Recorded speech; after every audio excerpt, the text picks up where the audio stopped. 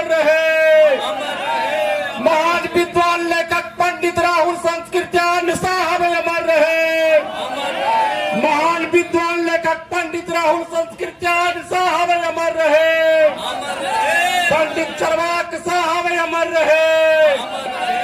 भाईचारा का पैगाम देने वाले हजरत मोहम्मद साहब अमर रहे। भाईचारा का पैगाम देने वाले हजरत मोहम्मद साहब अमर रहे।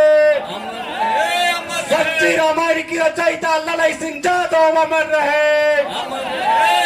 सच्ची रामायण की रचयिता करने वाले ललई सिंह यादव अमर रहे।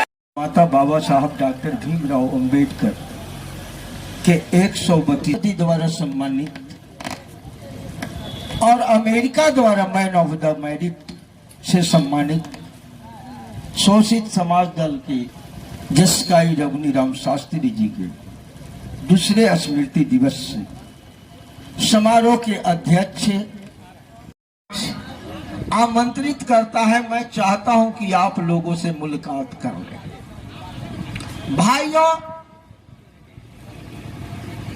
बाबा साहब डॉक्टर अंबेडकर जिस जमाने में पैदा हुए थे,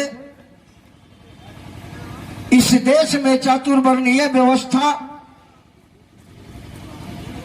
पुरजोर लागू व्यवस्था का ज्वाला धधक रहा था और उसमें हमारे देश के 90% के लोग पीछे जा रहे थे, झुलस रहे थे।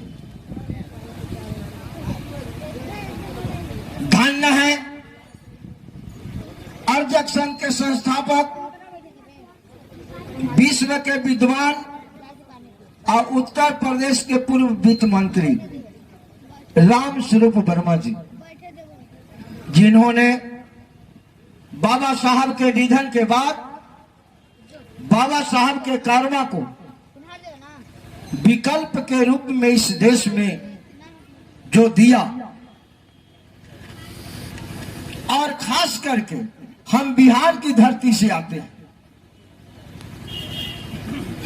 जिस कारवा को राम स्वरूप वर्मा ने हम लोग के बीच में देने का काम किया, और बिहार के जगदेव प्रसाद जिस क्रांति की बीज को बोया और अपनी खून दे करके, कुर्बानी दे करके और सींचने का काम किया।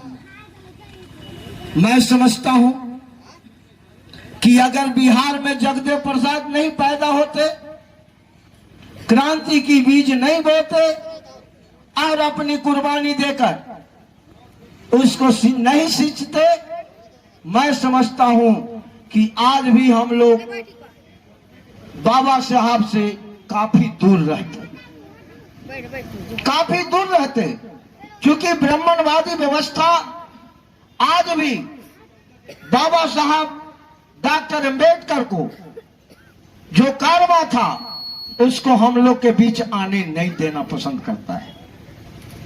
भाइयों, धन्य है गुजरी के लाल और आपके घर में पैदा लेने वाले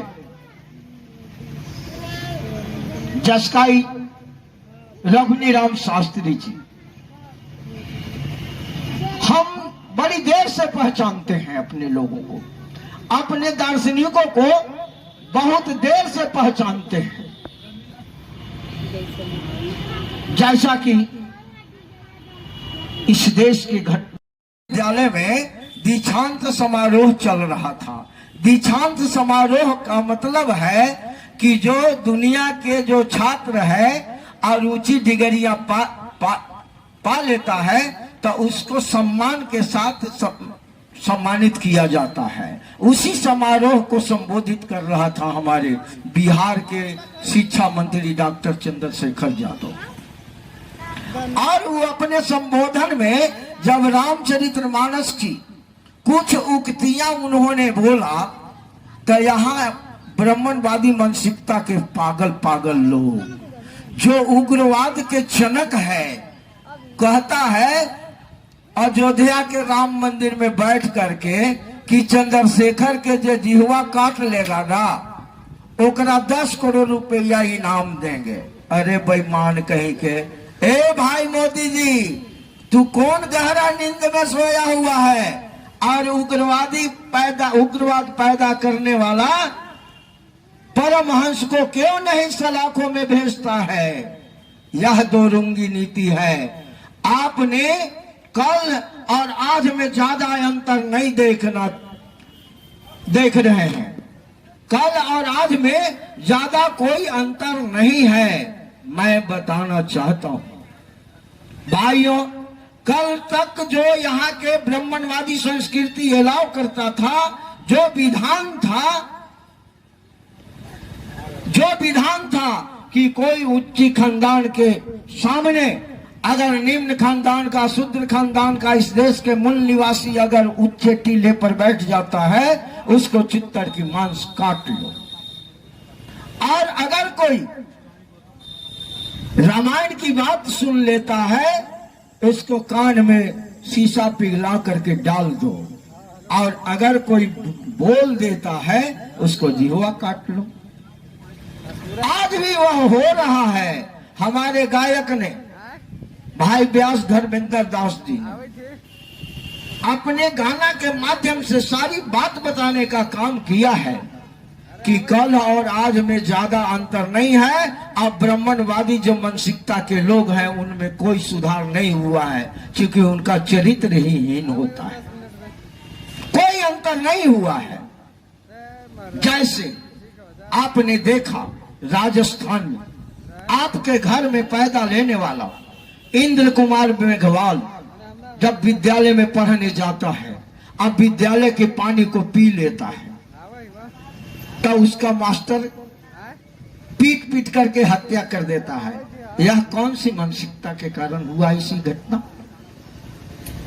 यह ब्राह्मणवादी मानसिकता के कारण ही घटना, ऐसी घटना आप देख रहे हैं।